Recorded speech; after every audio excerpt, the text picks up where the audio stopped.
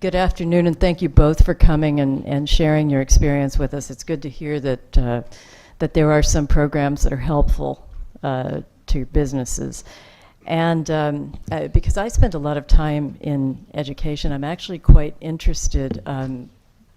Lucia, you talked particularly about apprenticeships and training of new workers that you need. I'm interested if one or both of you want to address the issue we hear about so much, which is while there is a qualified workforce in Connecticut, its training and competencies don't always match the needs of manufacturing companies, and what you think the prospects are for workforce development and what you think needs to be done to make sure that they're good.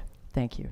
I'll say that the folks that I've worked with from Department of Labor, they're wonderful people. They really care. They go out of their way to try to help you create these programs. But unless you know one of them personally and speak to them, you go online and you don't think you can qualify for these programs as a small business. And you think, I've got to run a company. I don't have time to try to create these programs from scratch that aren't designed for me.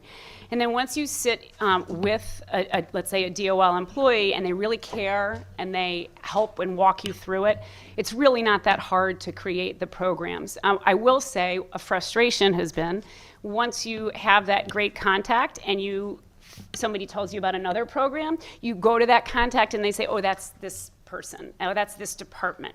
Oh, that's somebody else you have to talk to. So I have so many contacts, and I don't even know where to start usually.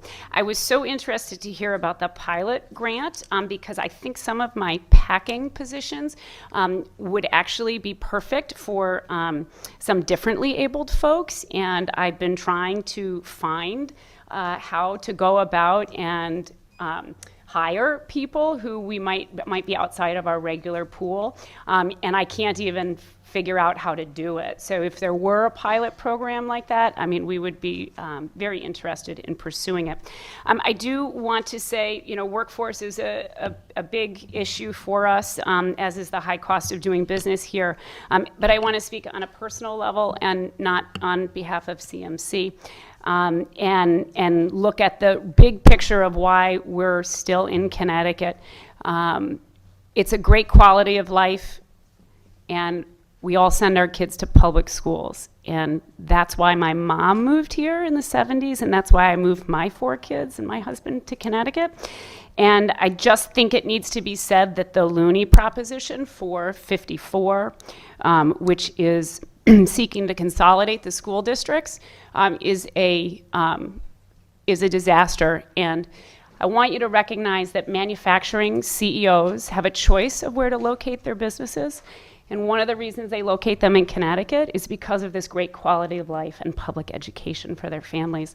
And if that goes away, so will the manufacturing companies, and so will the manufacturing jobs. Thank you very much for your articulate testimony. Appreciate it.